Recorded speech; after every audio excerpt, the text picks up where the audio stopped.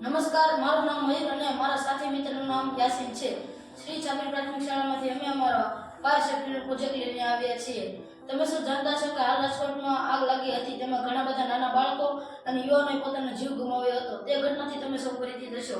હવે ભવિષ્યમાં આવી કોઈ ઘટના ન થાય અને જાનહાનિ ન થાય તે માટે અમે નવા 2 રસ્તા વિચાર્યા છે. અમે અમારા ફન ઝોન ફાયર સેફ્ટીને ધ્યાનમાં રાખીને 2 ફાયર એક્ઝિટ રાખેલા છે. તમે સૌ જાણતા છો કે બહુમાળી ઇમારતમાં નીચે ઉતરવા માટે કાં તો સીડીનો અને કાં તો લિફ્ટનો ઉપયોગ કરવો પડે છે. એની સિવાય બહાર નીકળવાનો બીજો કોઈ રસ્તો હોતો નથી.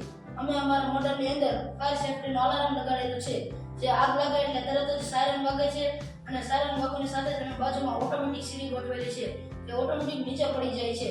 ગમે તે માળે ફસાયેલો વ્યક્તિ આ સીડીનો ઉપયોગ કરીને નીચે ઉતરી શકે છે. સીડીની સાથે સાથે અમે સેફ્ટી બેલ્ટ પણ લગાડેલો છે. નાના બાળકો કે વૃદ્ધો આથી ન ઉતરી શકે તે માટે અમે ફાયર સેફ્ટી ટ્યુબ પણ રાખેલી છે, જેનાથી તે સરળતાથી નીચે ઉતરી શકે છે. સીડીની સેફ્ટી ટ્યુબની નીચે અમે ટ્રેમ્પોલિન પણ લગાડેલું છે, જેનાથી માણસને કોઈ ઈજા ન થાય.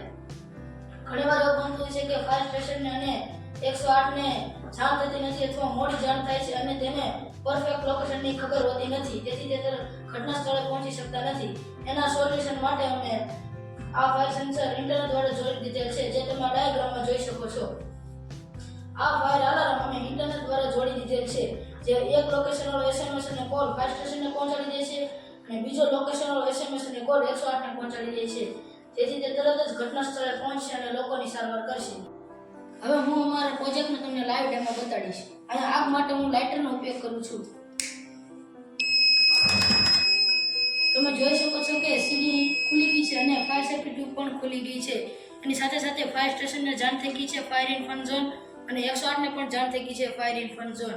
તેથી તે તરત જ ઘટના સ્થળે પહોંચશે અને લોકોની સારવાર કરશે. તમે અમારો પ્રોજેક્ટ શાંતિથી નિહાળ્યો, સાંભળ્યો તે બદલ આભાર.